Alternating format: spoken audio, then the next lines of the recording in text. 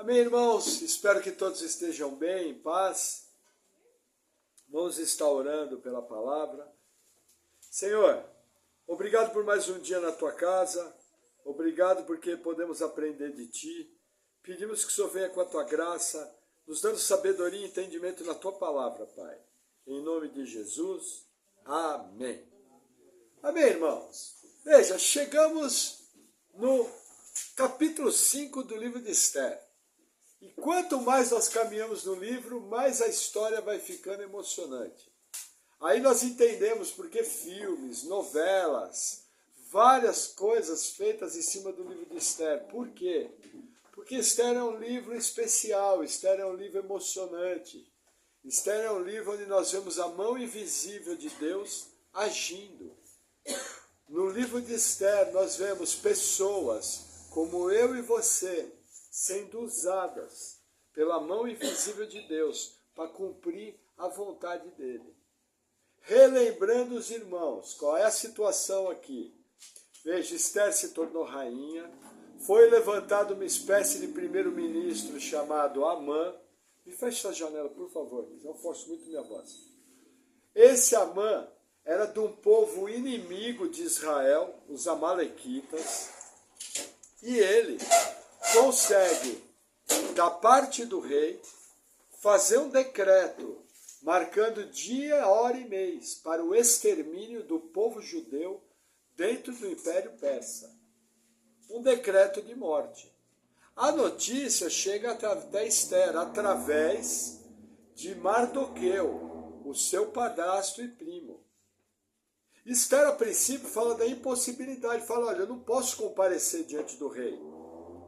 Porque pela lei dos medos e persas, se eu entrar na presença do rei, se ele me chamar, eu posso morrer. E aí Mardoqueu exorta Esther, fala, olha, não acha que porque você é rainha, que você vai deixar de morrer. Ninguém vai escapar desse decreto. E aí Esther fala, então vamos fazer o seguinte, vamos abrir um período de jejum e de oração, e por 3 dias nós não vamos nem comer e nem beber. E após os 3 dias eu vou entrar na presença do rei. O que nós temos que lembrar? Quando eu jejuo, eu estou falando a seguinte frase para Deus. Deus, estamos perdidos. Se o Senhor não colocar a tua mão, se o Senhor não inclinar os teus olhos, de mim mesmo eu não consigo. É um clamor, entendeu? É uma necessidade extraordinária, é um pedir pelo mover extraordinário em cima de uma situação, uma humilhação. Eu reconheço a minha impossibilidade de realizar aquilo sem o poder de Deus. E aí, entre o capítulo 4 e 5, nós entendemos que passaram-se os 3 dias de jejum. Porque o 5 já começa no final do jejum. E olha que interessante. Esther, capítulo 5, versículo 1 diz assim. Sucedeu, pois, que ao 3º dia, Esther se vestiu com trajes reais e se pôs no pátio interior da casa do rei, defronte do aposento do rei.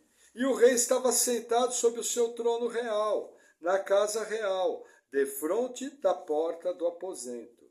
E sucedeu que, vendo o rei a rainha Esther, que estava no pátio, ela alcançou graça aos seus olhos, e o rei estendeu para Esther o cetro de ouro, que tinha na sua mão, e Esther chegou e tocou a ponta do cetro.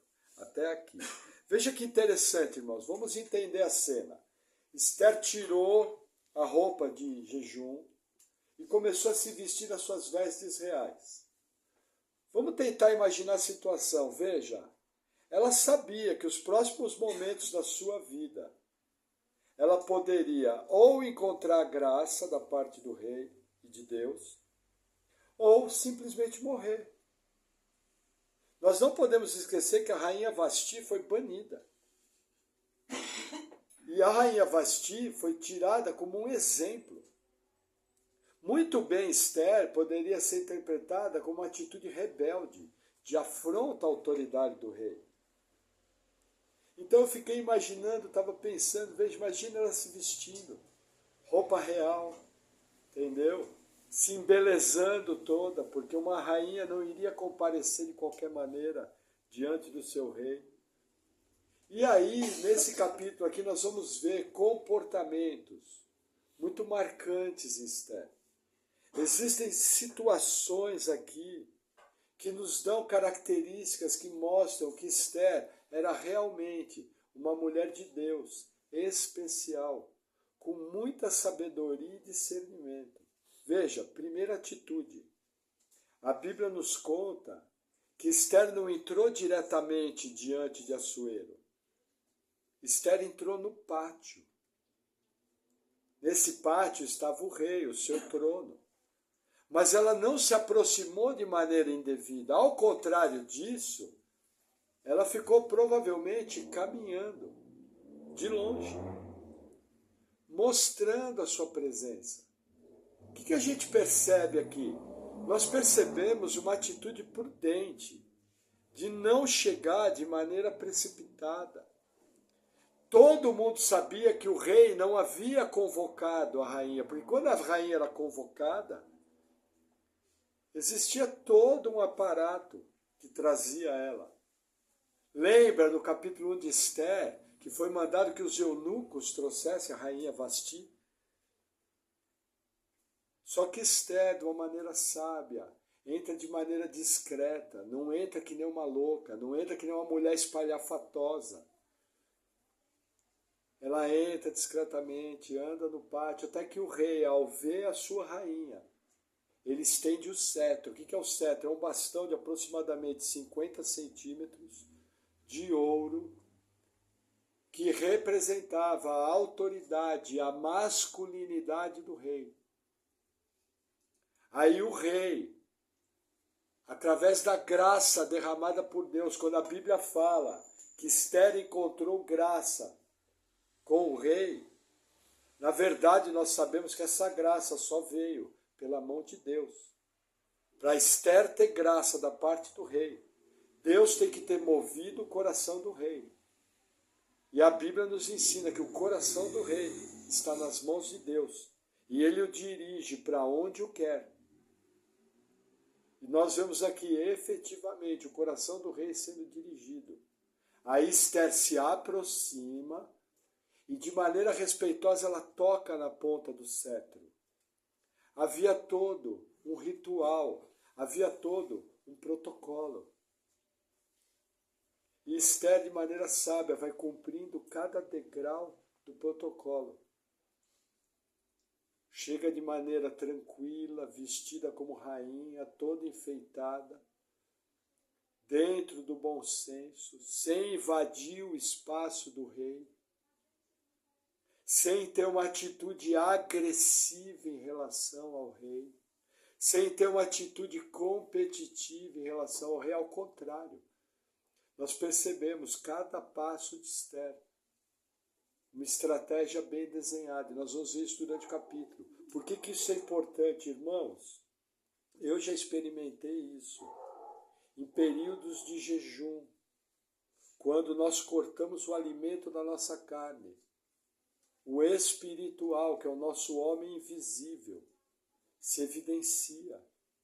E é muito natural que após um período de jejum você tenha estratégias, você tenha discernimento, você tenha suas faculdades exercitadas. Olha que interessante, após um período de jejum, outro dia eu vi uma tirinha na internet, achei bem interessante. Após o jejum, o nosso organismo libera um produto químico chamado cetona. Essa cetona torna o nosso raciocínio e a nossa mente mais vívida, mais lúcida, mais atenta. Até biologicamente, o nosso corpo entra em estado de alerta quando eu estou em jejum. É muito interessante. Então, o jejum não é apenas um benefício espiritual, ele também é um benefício físico. E o que Esther está fazendo aqui é o que normalmente as pessoas vão fazer após o exercício do jejum, porque o jejum é para nós. Deus não precisa de jejum. Deus é completo. O jejum é para fortalecer a minha fé. O jejum é para que eu tenha discernimento e busque uma estratégia vinda da parte de Deus. O jejum é para que eu saiba como agir em momentos difíceis, em momentos de crise. E após esse período de jejum e oração, eu parto para a ação, que é o que Esther está fazendo aqui. Já logo de cara, ela é bem sucedida. Por quê? Porque encontrou o favor de Deus. Amém? Vamos seguir, versículo 3. Então o rei lhe disse: que é que queres, rainha Esther? Ou qual a tua petição? Até a metade do reino se te dará. E disse Esther: se parecer bem ao rei, venha o rei hoje com Amã ao banquete que lhe tenha preparado. Vamos fazer uma pausa aqui, olha que interessante. O rei fala uma frase que era clássica dos governantes do Oriente Médio. Quando o rei queria agradar alguém, queria conceder um pedido, o rei usava essa frase: vou te dar tudo, até a metade do meu reino. Isso não está querendo dizer que, de fato, metade do reino seria dado. É um provérbio. Entendeu? O que o rei está fazendo aqui? Está honrando Esther. Olha que interessante. Aproximadamente 500 anos depois, o rei Herodes, no seu aniversário, vai fazer a mesma promessa para a filha de Herodias, sua mulher. E a menina vai pedir a cabeça de João o Batista. E naquela noite, João o Batista vai ser decapitado. Foi a mesma promessa. Por quê? Porque era um hábito dos reis. Agora, olha que interessante. Esther mostra que ela estava bem direcionada. Concorda que ela podia chegar aqui? O rei não falou que ia dar metade do reino? Ela podia chegar e falar: eu quero o seguinte, que o Senhor salve a minha vida. Não podia. Tecnicamente, ela teria errado? Não. Tecnicamente, ela teria pecado? Não. Mas Esther está com uma estratégia da parte de Deus. Muito bem sucedido. O que ela está fazendo? Ela está tentando ser agradável. Ela está querendo criar um ambiente favorável. Ela tem um assunto seríssimo para ser falado. E ela quer colocar esse assunto da melhor maneira possível. Havia um protocolo. Eu estive pesquisando os reis do Oriente, quando iam tratar de determinados assuntos, eles gostavam assim: um banquete, um cerimonial, comida boa, tomava vinho. E aí depois que todo mundo estava tranquilo, regalado, aí eles conversavam daquele assunto específico.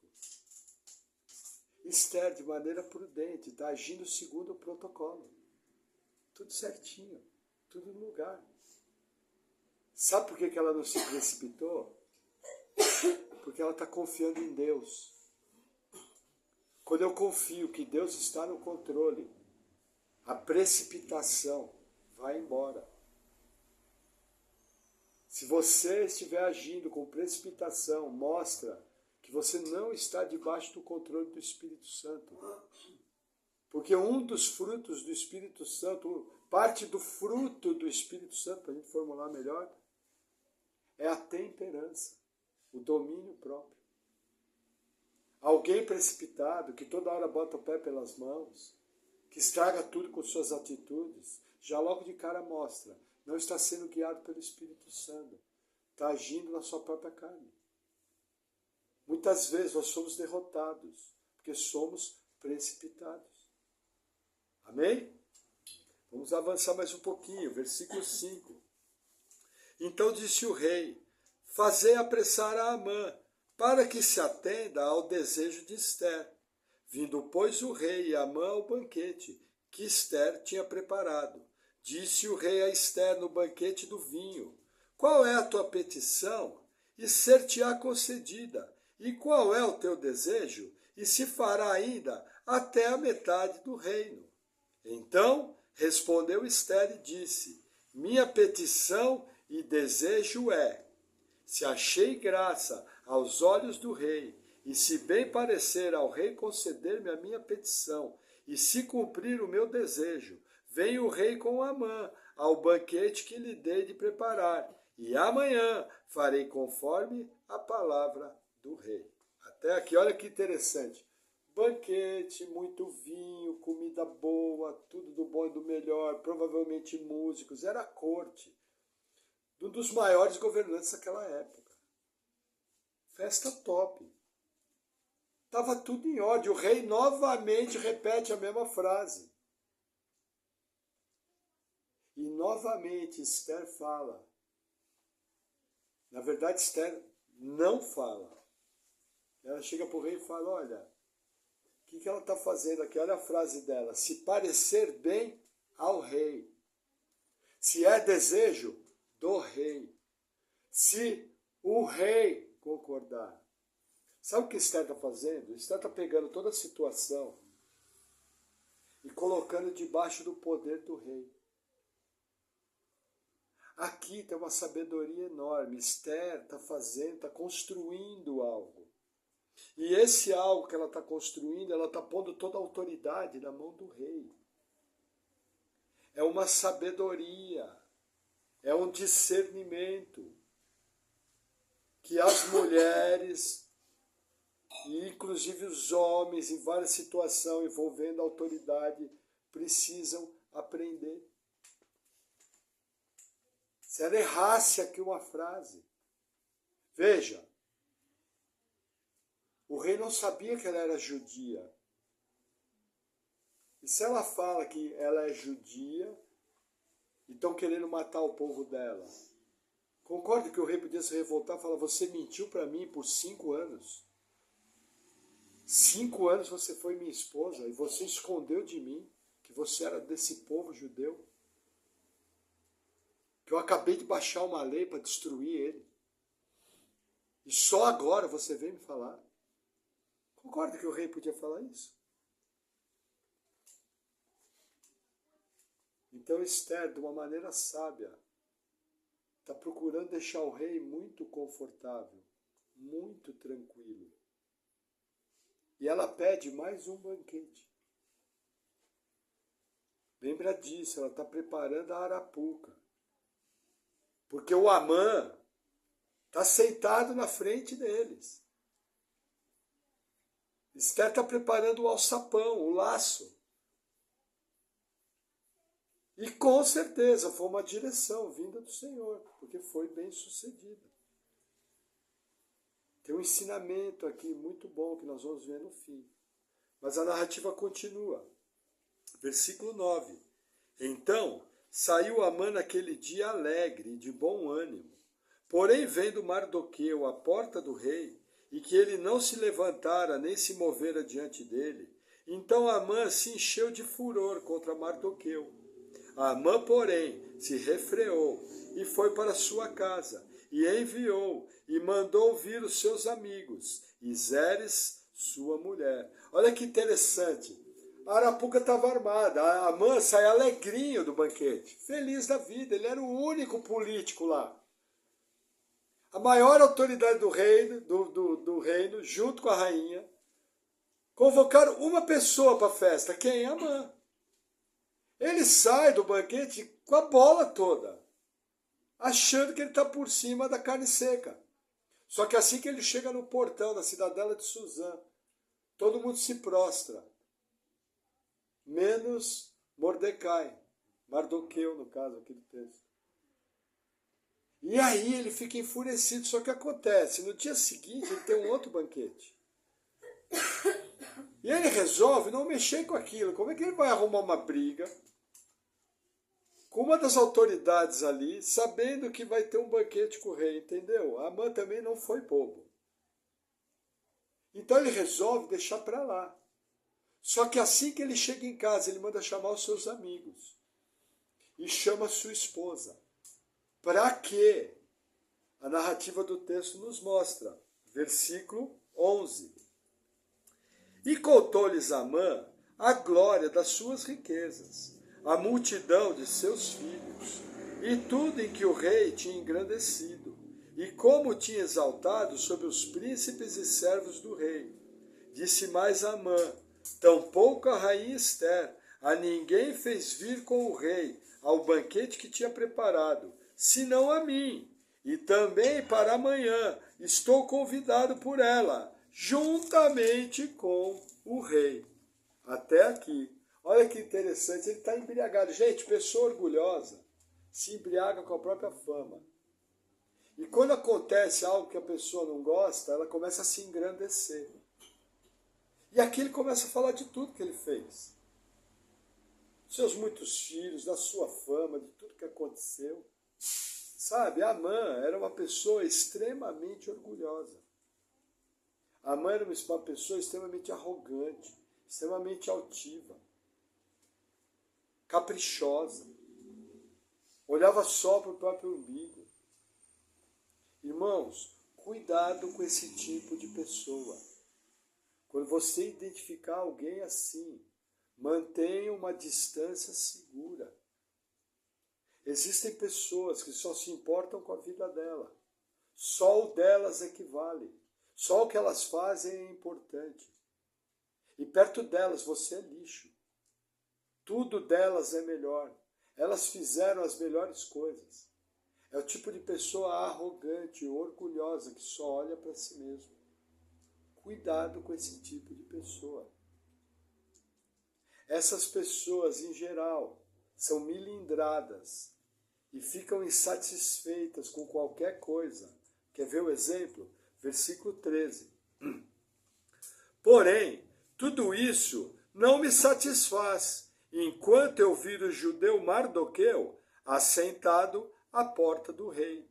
Então lhe disseram Zeres, sua mulher, e todos os seus amigos: faça-se uma forca de 50 côvados de altura, e amanhã dize ao rei que nela seja enforcado Mardoqueu. E então entra alegre com o rei ao banquete. E esse conselho bem pareceu a Amã, que mandou fazer a forca. Até aqui, olha que interessante.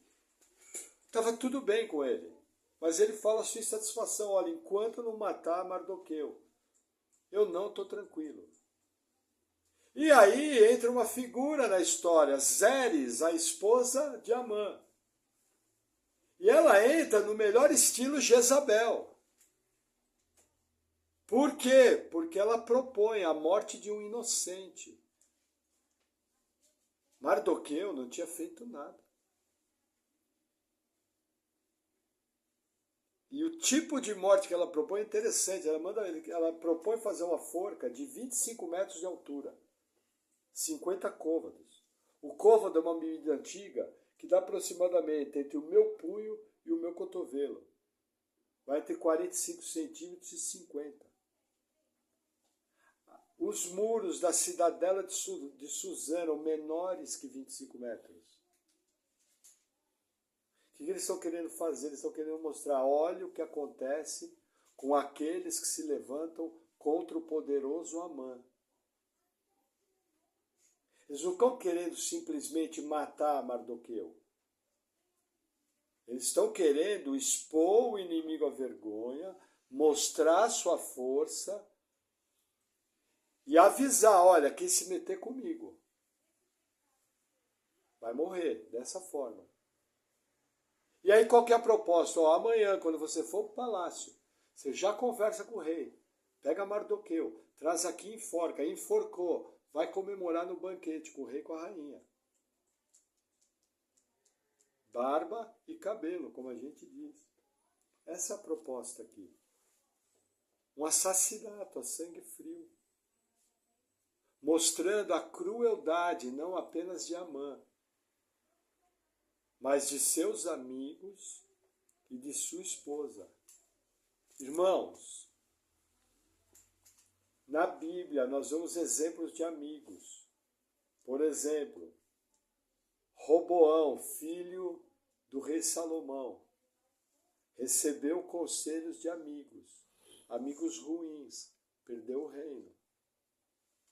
Por exemplo, o filho de Davi, que violentou a sua irmã, recebeu o conselho de um primo chamado Simei. Aquilo trouxe estupro e morte para a família. Irmãos, aprenda. Normalmente, do lado de gente ruim, só anda gente ruim. Gente ruim ama andar com gente ruim. E quando você estiver com alguém, que a pessoa começar a falar mal dos outros na sua frente, entenda, ela vai falar mal de você assim que sair da sua frente. Pode ter certeza. Entendeu? E normalmente os maus entram em associação. E quando os maus se reúnem, eles falam que não deve. O escritor bíblico aqui, inspirado, está nos mostrando o perfil de duas mulheres. Uma delas, de Deus, prudente, mulher de oração, sábia, elegante, com uma postura santa. Uma beleza inigualável, mas não era uma beleza vulgar. Era uma beleza refinada, uma beleza de uma rainha, digna de uma rainha. Uma mulher que está buscando colocar o seu marido numa posição segura, sem afronta. E do outro lado, nós temos uma filha de Satanás, filha de Belial, Zeres, querendo jogar o seu marido na desgraça, vivendo a própria loucura. Irmãos, esses dois estilos de mulheres existem até hoje. Estão à nossa volta. A grande pergunta é, que tipo de mulher você quer ser? Uma mulher sábia, prudente, sabe como se portar, quer levar o seu marido e a sua família para uma posição segura, quer proteger as pessoas que você ama. Que era o que você estava fazendo. Ou você quer ser uma mulher louca, que incentiva o seu marido numa atitude louca. E no caso aqui, a atitude de Amã, outro doido, por causa de um nada, estava provocando genocídio de um povo. Filho de Belial. Percebe o que o escritor bíblico está nos trazendo aqui? Duas posturas. Amém? Que mais que a gente aprende aqui? Veja, em nenhum momento você vê Esther encurralando o rei. Ao contrário, o tempo todo, ela vai tentando deixar o rei confortável. Aqui tem um ensino muito importante para as mulheres. Irmã, numa discussão, jamais encurrale o seu marido. Porque se você encurralar ele, ele vai ficar na defensiva. E se ele ficar na defensiva, ele vai reagir, porque ele foi criado por Deus para isso. Entendeu? Mulheres são inteligentes para conversar. Mulher tem uma perspicácia para conversar, natural dela. Entendeu? Quando ela está conversando com o marido, um assunto tenso, um assunto difícil, ela está voando baixo e o cara está limpando o fio de baba aqui. Entendeu? E muitas vezes ela acaba encurralando o marido. Ao encurralar o marido, o circo está armado, porque o cara vai reagir. Eu já vi isso acontecer na minha vida. Eu cheguei assim e falei, ó, para por aí, vamos conversar diferente, que eu estou me sentindo encurralado. Como eu sei qual vai ser a reação, entendeu? Se me encurralar, eu vou para cima. Entende? Tá aqui, ó, no sangue. Quando você for conversar com o seu marido, com o seu chefe, com uma pessoa de autoridade, aí que também entra os homens, não encurrale a pessoa. Gere um ambiente amistoso, mesmo que você esteja com a razão, não precisa jogar na cara. Entende? Saiba como conversar, coloque os argumentos de maneira respeitosa. Não crie um ambiente de animosidade. Muitos homens são prejudicados, porque ele fala de maneira indevida com alguém que está em linha de autoridade sobre ele. Muitos homens são prejudicados, porque não são sensíveis às necessidades de sua esposa. Olha o que o rei aqui falou.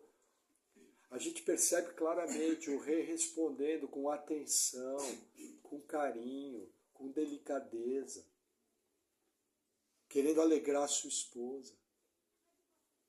Coração agradecido, porque ela fez um banquete bacana, fez uma coisa legal.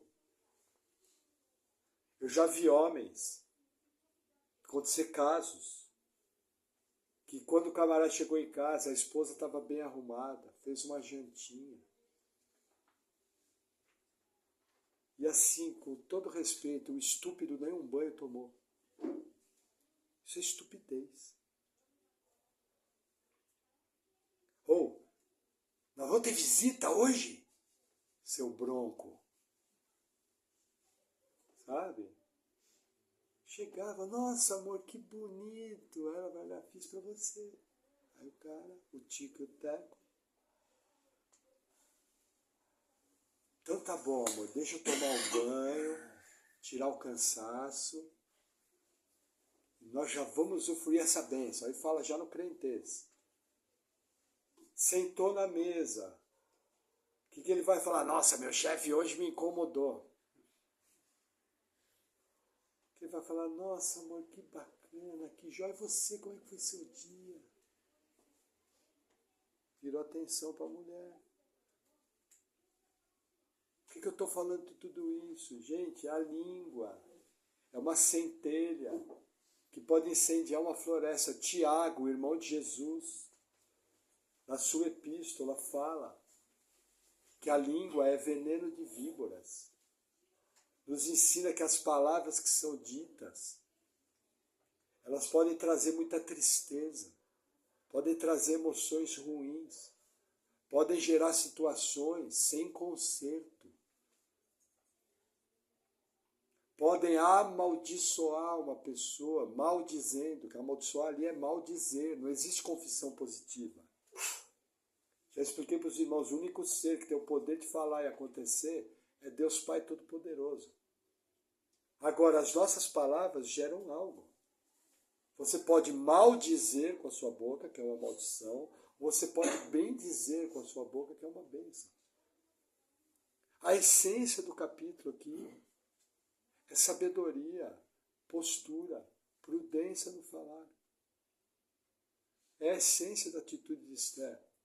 Essa história está se desenrolando para nos ensinar, tanto a homens como mulheres.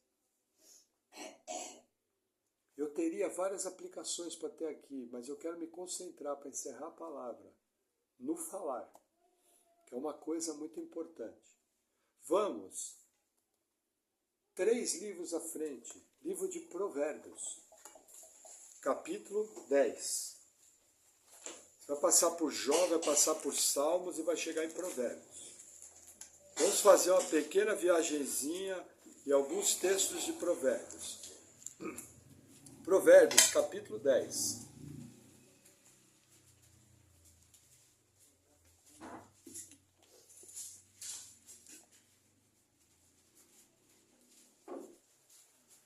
Olha que interessante.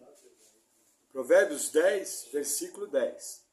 O que acena com os olhos causa dores, e o tolo de lábios ficará transtornado. Olha que interessante. O que está falando aqui? Esse aceno com os olhos, o que é? Sabe aquelas pessoas que tramam só pelo olhar? De maneira maligna? É o que está falando aqui. Às vezes um dá o toque para o outro, sabe? Mas está nos dando o seguinte, você é tolo com os lábios, você vai ser transtornado. Pode não ser uma vez, pode não ser 2, pode não ser 3. Porque Provérbios não é um livro de regra fixa. Provérbios é um livro de princípio, de sabedoria. Mas você pode ter certeza, uma hora você vai ser tolo com os lábios e você vai levar uma bendada no meio do nariz, figurativamente falando, só para ficar ligeiro. Amém? Provérbios capítulo 12, versículo 18. Olha que interessante. Há alguns que falam como que espada penetrante, mas a língua dos sábios é saúde. Gente, o que é espada penetrante? É uma espada fincada. Será que dói? Existe pessoa que quando fala é só dor de cabeça. Eu vou falar uma coisa para vocês. Tem gente que eu não gosto de conversar com a pessoa. Converso porque sou obrigado, porque a pessoa é só tristeza, é só reclamação, é só coisa errada. Não traz uma alegria. E quando para de falar, fico feliz da vida. Nossa, acabou. Entende? Já pensou você ser alguém assim? Que as pessoas não suportam falar com você? Tudo que você fala desagrada, tudo que você fala é uma espada penetrante, causa dor. Agora, se você é sábio para falar, você vai gerar alegria, você vai gerar paz, você vai gerar bons pensamentos. Amém? Mesmo o livro de Provérbios, capítulo 13, versículo 2. Do fruto da boca cada um comerá o bem, mas a alma dos prevaricadores comerá a violência. O que guarda a sua boca conserva a sua alma, mas o que abre muito os seus lábios se destrói. Irmãos, ouvir mais do que falar. Senão você não nascia com 2 orelhas e uma boca. Entendeu? Fala menos e ouve mais. Com certeza você vai ter menos problema. Cuidado, não saia falando, não seja precipitado para falar. Hoje tinha uma pessoa conhecida minha que ia ter uma conversa para resolver um assunto meio sério. E eu estava ajudando a pessoa. Eu falei para a pessoa, ó, seja econômico nas palavras, não fale nada. Fala isso, isso e isso. E eu do outro lado fui encontrar com uma outra pessoa que estava ligada ao assunto, falei isso, isso e isso. Assim. Por que eu preciso falar? Eu preciso resolver o problema, não preciso falar. Não sou pago para falar. Sou pago para resolver o problema. Irmãos, cuidado. Na multidão de palavras habita a transgressão. Quem muito fala dá bom dia para cavalo. Já ouviu esse ditado? Quem muito fala dá bom dia para cavalo. Tem gente que é tolo no falar. Fala, até espumar o canto da boca. É uma máquina. Vai ter problema. Vai se machucar. Que mais? Provérbios 15, versículo 23. O homem se alegra em responder bem, e quão boa é a palavra dita a seu tempo. Irmãos, sempre que for possível, seja amável, responda bem as coisas, fale as coisas no tempo certo. Esther está esperando para falar do seu problema. Está com uma situação em casa, está com uma situação no trabalho, está com uma situação na igreja, seja onde for. Fale na hora certa. Busque de Deus sabedoria e temperança para falar no momento correto. Uma frase errada sua, você vai ser pego. Entendeu? E assim, quanto mais experiente for a pessoa que você está falando, se liga mais ainda, porque a pessoa pega mais ainda. Eu, às vezes, converso com a pessoa e eu percebo que ela está avaliando cada palavra. Ligeiro. Aí eu me movimento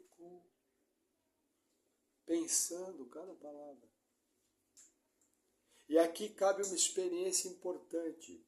Já deve ter acontecido com você. Você está conversando com uma pessoa, de repente você pensa e fala algo. E quando você vai abrir a boca para falar, você se sente restringido. Tipo, sabe? A cena é bem essa. Alguém já sentiu isso alguma vez na vida? Quem já sentiu? Deixa eu ver. Ah, bom. O resto não, nunca. Nenhuma vez. 418 anos vivendo aqui, 3.427.000 pessoas nunca sentiu. Irmãos, quando você sentir isso, liga a antena. Quem é que mora dentro de você? É um só com o seu espírito. Espírito Santo. Deixa ele te restringir. Não insista. Não fale o que não deve. Mete uma trava na língua. E fale ao seu tempo. Amém? Vamos avançar mais um pouquinho. Provérbios 17, já estamos indo para o fim. Versículo 27. O que possui o conhecimento guarda as suas palavras, e o homem de entendimento é de precioso espírito. Irmãos, aqui tem uma outra coisa para falar. O que acontece?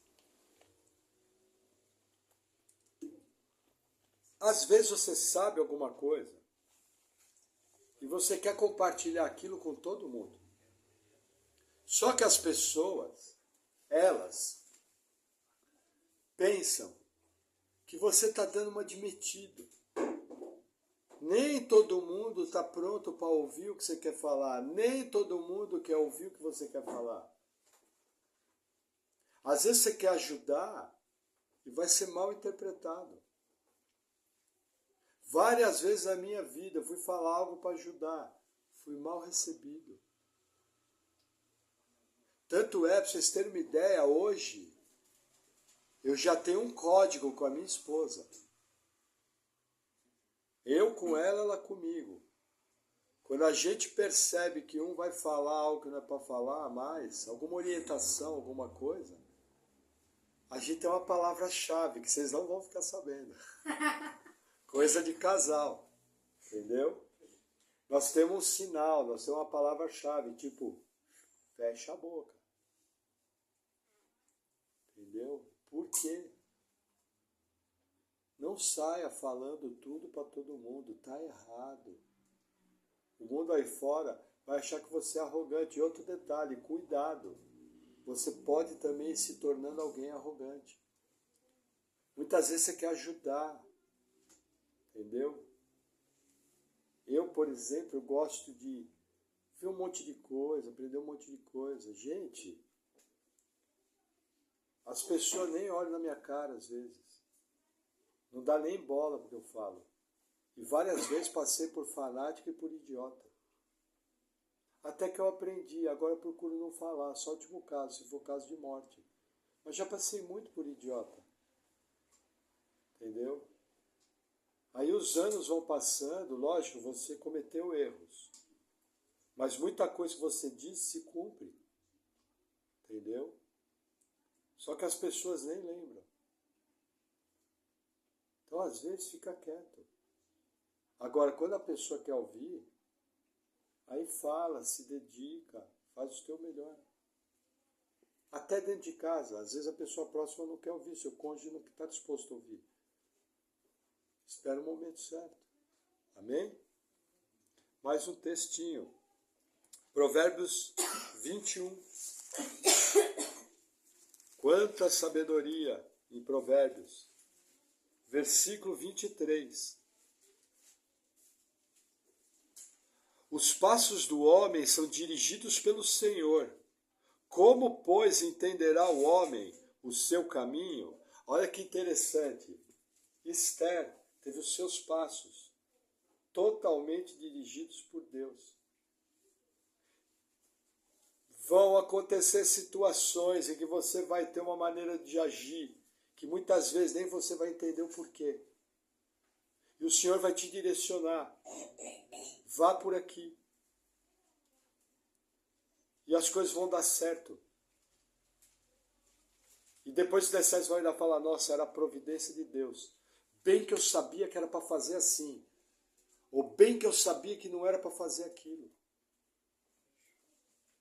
Irmãos, nós temos um Deus pessoal, que se necessário for, Ele vai agir de uma maneira sobrenatural para te guiar.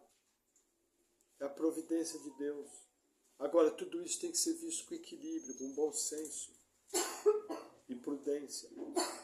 Mas deixa Deus guiar você. Pastor, como eu posso ter uma base?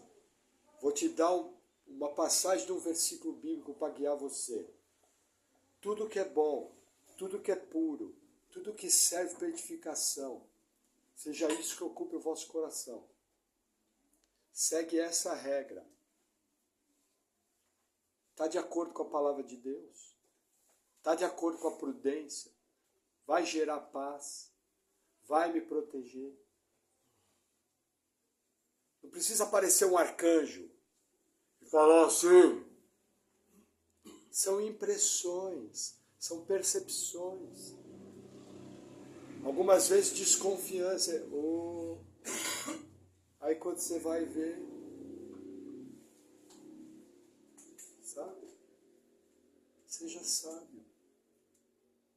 Siga os princípios da palavra de Deus, que os próprios princípios vão te restringir e vão te confirmar. Entendeu? Só pela verdade da palavra de Deus você vai ser guiado 99,9999999% das situações. Aí aquele 0,00001%, talvez o Senhor use uma coisa extraordinária. Mas fique atento, que Deus vai te guiar. Amém? E nossa última passagem, Provérbios 25, versículo 11. Diz assim: como maçãs de ouro em salvas de prata, assim é a palavra dita a seu tempo. Amém? Irmão, deixa eu te dar uma chave. Sempre que você tiver que falar um assunto importante com qualquer pessoa, ore antes. E busque a direção do Senhor no momento de falar.